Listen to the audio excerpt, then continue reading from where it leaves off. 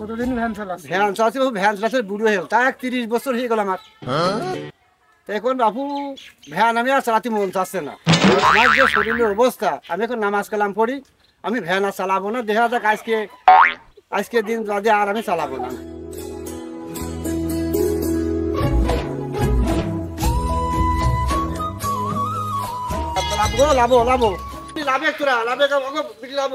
টাকা টুকি দাও, আমার কিন্তু বেলা চলে গেছে, আর সময় নেই, এখন আমি নামাজই পড়তে পারলাম না। যান আপনারা যান, টাকা নেন, আগে টাকা নেন, যান ভাড়া দিয়ে দিন, ভাড়া দেন। আরে কি রে 50 টাকা?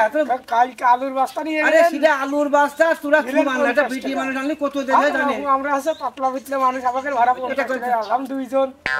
আমি ভাড়া বহু কম নিই, আমি আসতে আসি ভ্যানের, আমি এমনকি মাসির গায়ে ঝাঁকি লাগে না, আমি আসতে আসি, কিন্তু সামনের দিন কিন্তু আমি দিয়ে দিতে হবে। আরেকদিন পুষিয়ে দিবেন।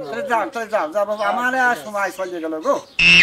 ভাড়া যেতে হবে তো। আরে ভাড়া তো কে বলি লাভ না, আমার তো বেলা চলে গেছে, এখন তুমি আমার যাতে হবে যে দিগলগ্রাম মারামারি। বুঝেছি, দিগলগ্রামে একটা মার্ডার হয়ে গেছে। হ্যাঁ বুঝিস, আমি ভালো সরাতে হবে না। আমার কি চেনেন আপনি? আমার চেনেন? আমার তো চেনেন না। আমার বাড়ি হচ্ছে মাগুরায়, আমি আমার বাড়ির 7-8টা ছেলেপিলে থুয়ে আমার বউ মরে যায়, তখন রাগারাগি করে আমি আমার জামাই বাড়ি চলে আসি।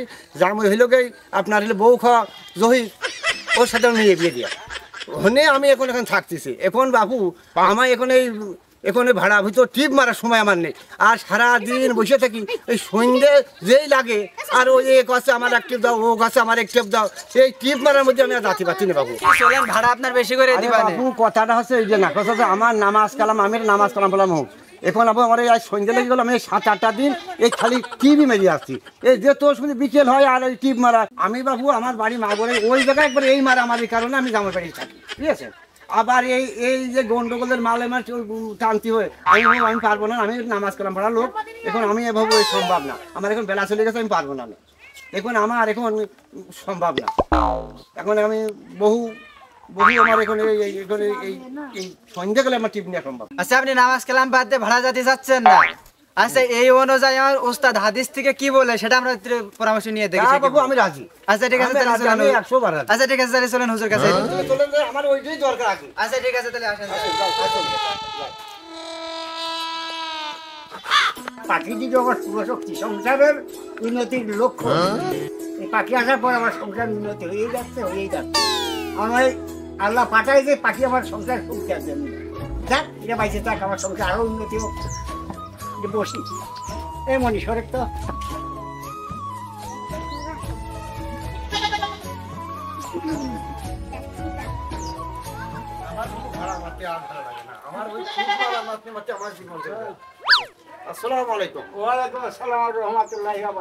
হ্যাঁ, কি খবর তোমাদের? হুজুর ভালো আছেন? আলহামদুলিল্লাহ ভালো আছি। তোমরা ভালো আছো তো? জি আলহামদুলিল্লাহ। হুজুর বলছি যে আমার গ্রামে যে দিগল গ্রামে এই পাশে মার্ডার হয়েছে মারামারি করে। আচ্ছা, তো এখন বাড়ি থেকে জিনিসপত্র সরাইতেই হবে, বুঝছেন? আচ্ছা। তো এখন এই চাচার বললাম যে হলে ভ্যানটা নিয়ে আমার বাড়িতে একটু চলেন, একটু মালামাল সরাইতে হবে।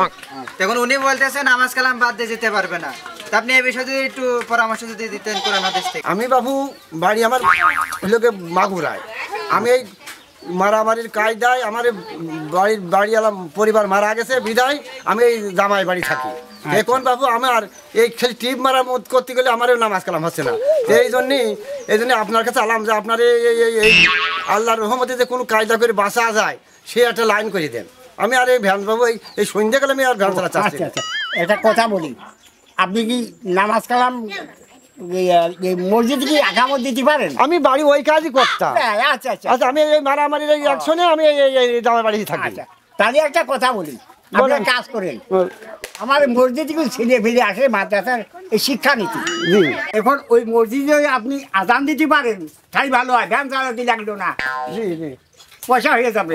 আপনি ছেলে ফেলে নিয়ে আসবেন আর ওই ওয়াক্তের সময় আজান দেবেন। এটা কি পারবেন? আমি এইটাই পারবো হুজুর, আমি এইটাই চাচ্ছি। আমি ওই টিপ মারা কাজ করবো না, আমি সারাদিন ওই টিপ মারা কাজ করবো। আচ্ছা ঠিক আছে, বয়স তো না, আমার নামাজ কালাম বাদ দিলে আমার ভালো লাগে না। তাহলে মনে করো তুমি আর একটা ভ্যান দেখো, শোনা ওই একটা ভ্যান জোয়ান দিকে একটা ভ্যান দেখো, বুড়ো মানুষ যাইকে জানি আপনার ওই কথা থাকলো। আমি কালকেতেই আমি আপনার এখানে চলে আসবো। আচ্ছা ঠিক আছে, ওই ছেলে ভেলে নিয়ে আসবেন, নিয়ে যাবেন, আপনার ভাড়া হয়ে যাবে না। ঠিক আছে। আর ঠিক মতোই আদান দেন। আচ্ছা আমি ওইটা বললে তোমার আদানে বাদ দিয়ে আচ্ছা, আমি আদৌ বাদ দিয়ে গাড়ি আসেন। ঠিক আছে তাহলে আসি আসসালামু আলাইকুম ওয়ালাইকুম আসসালাম ওয়া রাহমাতুল্লাহ।